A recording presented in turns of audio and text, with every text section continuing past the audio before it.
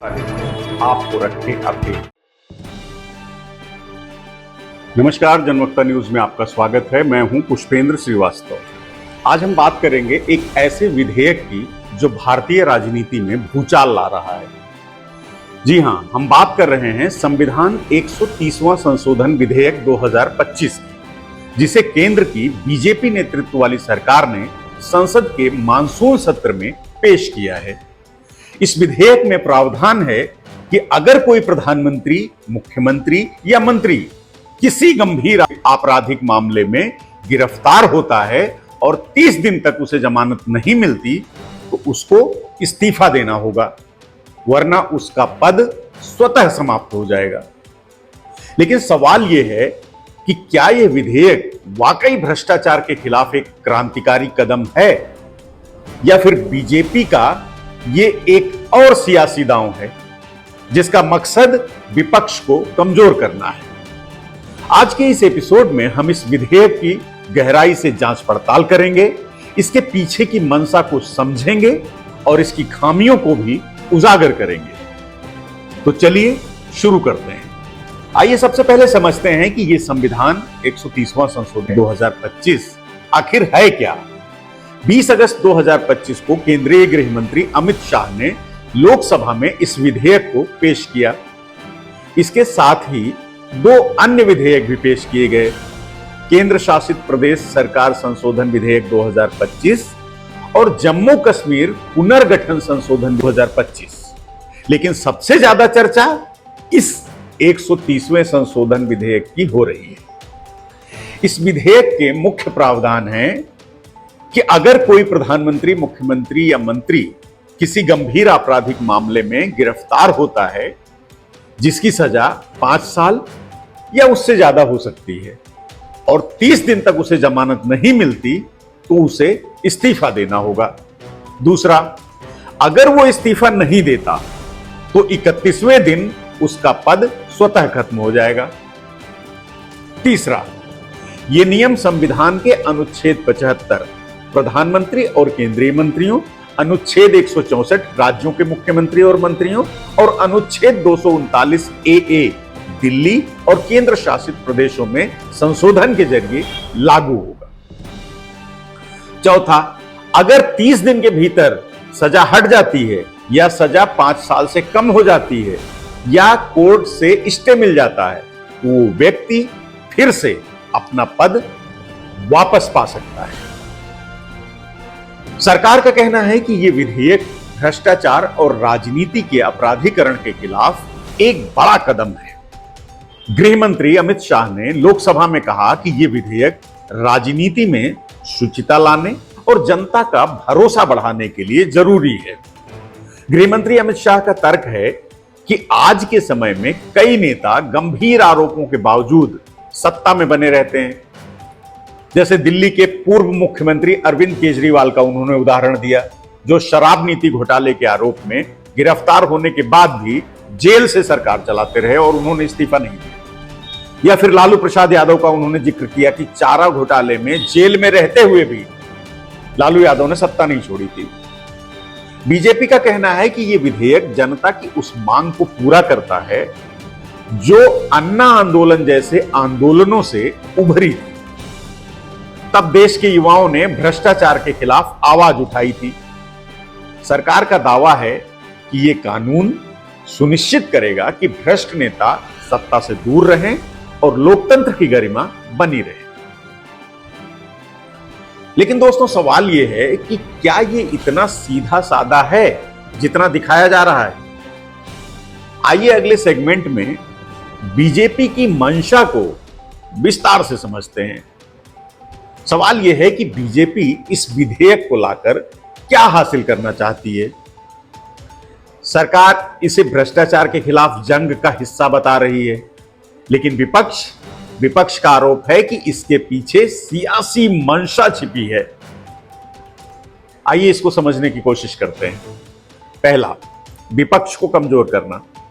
विपक्षी दलों, खासकर कांग्रेस, आम आदमी पार्टी और राष्ट्रीय जनता दल जैसे दलों का कहना है कि बीजेपी इस विधेयक के जरिए विपक्ष शासित राज्यों की सरकारों को अस्थिर करना चाहती है।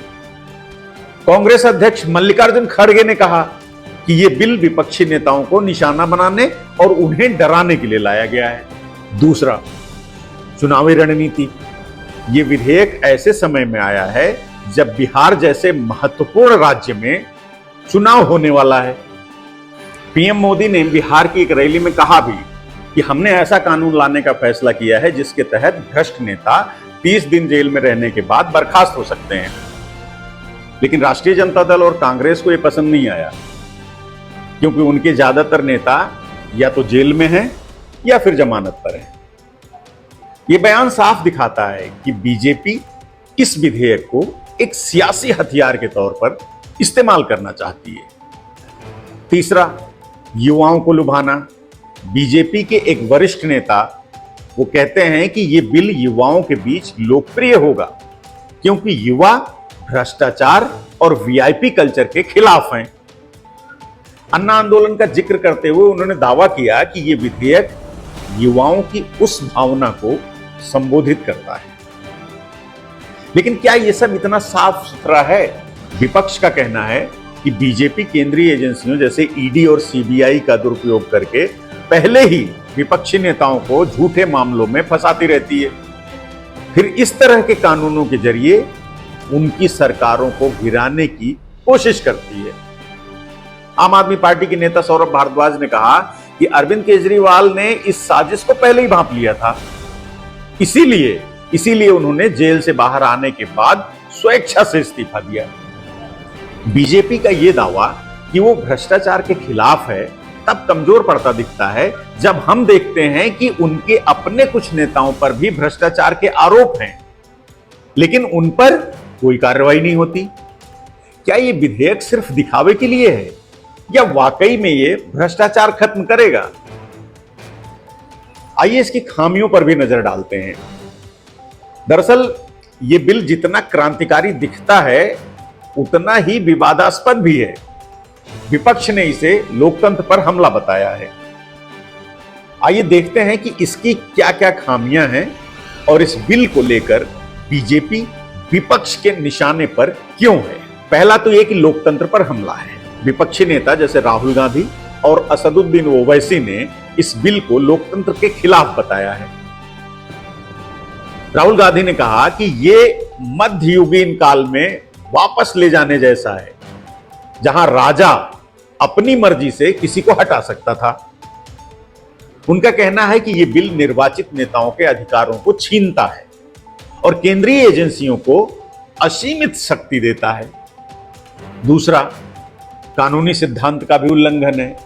भारतीय कानून का मूल सिद्धांत है कि जब तक दोष सिद्ध न हो कोई निर्दोष है, लेकिन यह बिल सिर्फ गिरफ्तारी और 30 दिन की हिरासत के आधार पर किसी को पद से हटा सकता है, भले ही उसका दोष सिद्ध ना हुआ हो। यह संविधान के अनुच्छेद 21 जीवन और स्वतंत्रता का अधिकार का उल्लंघन हो सकता है। तीसरा, केंद्रीय एजेंसियों का दुरुपयोग। अब विपक्ष का आरोप है कि बीजेपी पहले से ही ईडी, सीबीआई तमाम एजेंसियों को इस्तेमाल करती है विपक्षी नेताओं को फंसाने के लिए, उनको डराने के लिए, धमकाने के लिए।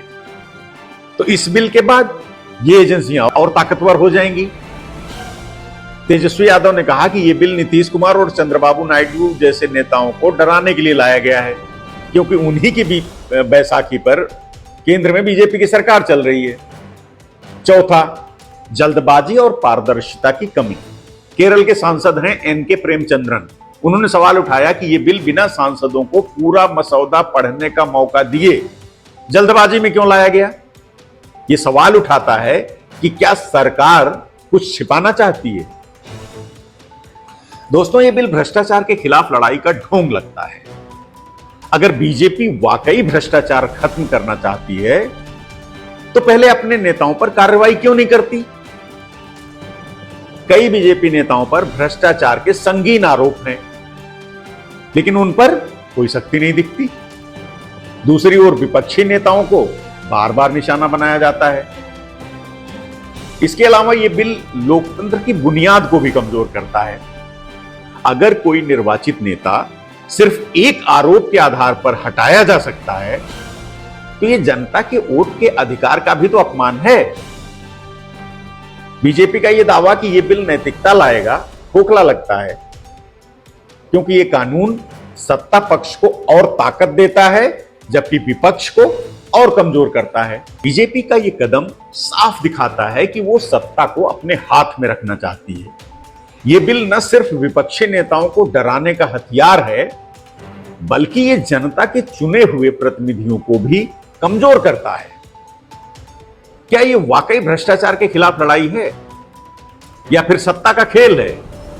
ये सवाल आज हर भारतीय के मन में है।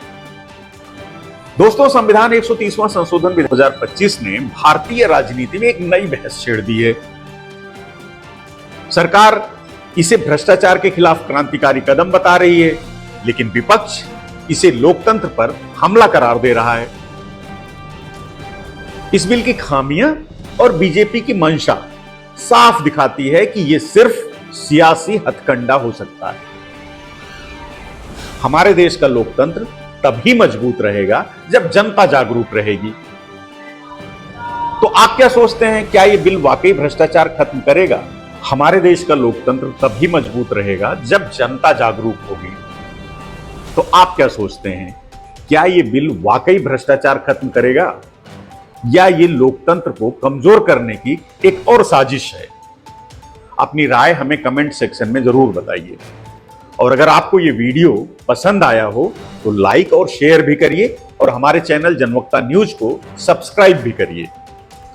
जनवक्ता न्यूज के एक नए एपिसोड के साथ हम जल्द ही आपसे फिर मिलेंगे। तब तक आप अपना और अपनों का ख्याल रखिए। धन्यवाद।